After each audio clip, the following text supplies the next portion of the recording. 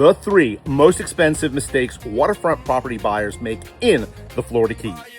After 31 years of selling property here in the Florida Keys, I've watched buyers make the same expensive mistakes time and time again.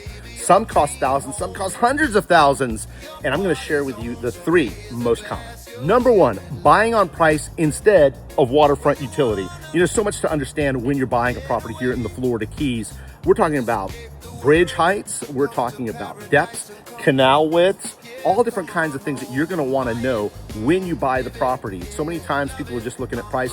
Understand how the water reacts to what you're buying, because that's going to be a big deal and a mistake I've seen people make time and time again.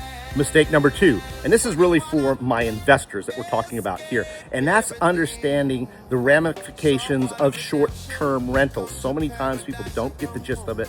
We have some very particular guidelines here in Monroe County, and that can change from Monroe County to the various municipalities, such as Layton, which has a minimum of 90 days, Marathon, which most of the rentals there are 7 days, and the rest of Monroe County, which is 28 days. So it's really important to understand the dynamics, also the cash flow.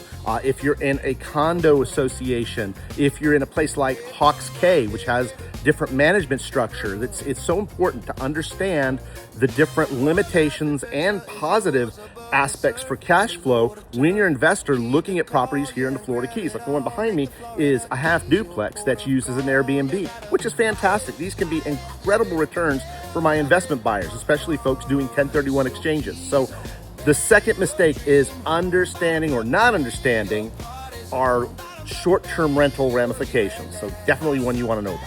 Okay, mistake number 3, and that's not understanding the long-term ramification of owning properties here in the Florida Keys, especially investment properties. There's so much to understand. If you've ever seen my monthly absorption report, which you don't, definitely let me know, DM me, I'll send that to you. It's so important to see what neighborhoods track best, what islands track best.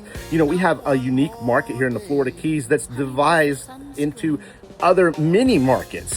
Each key has its own personality. Each part, whether it's upper, lower, middle, or even Key West, can have distinctly different long-term projections than some of the other keys. So it's critically important to understand not only where the market is now, but where it's potentially likely to go, because that's going to really help you when looking, not even for your own personal enjoyment, but especially when you're looking at an investment property and when you're ready to cash out, where are you going to get the biggest return on your investments? So the waterfront mistakes people make when they're buying properties, number 1 is the waterfront itself, knowing the waterfront. Number 2, which are the short-term rental ramifications. And number 3 is keeping your eye on the ball and seeing where the market's going. Again, I've seen so many people make mistakes over the 31 years that I've been doing this.